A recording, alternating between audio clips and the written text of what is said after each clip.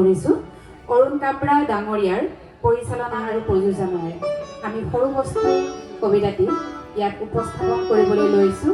তেখেতে নিজস্ব শৈলীৰে আমাক হঠাৎ এদিন উপস্থিত হ'বলৈ আহ্বান জনালে আৰু আমি মাত্ৰ 10 মিনিট সময় উপস্থিত হৈ এই কবিতাটো পৰিৱেশন কৰিবলৈ আজি সাজু হৈছোঁ। আমাৰ লগত আছে বিভা দাস বৰা বাইদেউ, বৰ্ণালী বৰ্মন, স্বৰ্ণ হাজৰিকা, দীপ্তি নাথ, কুমকুম চাংমাই, মঞ্জুমণি শইকীয়া, সম্পাদক জুৰি সন্দিকৈ, অৰুণ কাব্ৰা ডাঙৰীয়া আৰু মই হেমা চৌধুৰী গগৈ। আপোনালোক সকলোৰে সহযোগিতা আমি কামনা কৰিছোঁ।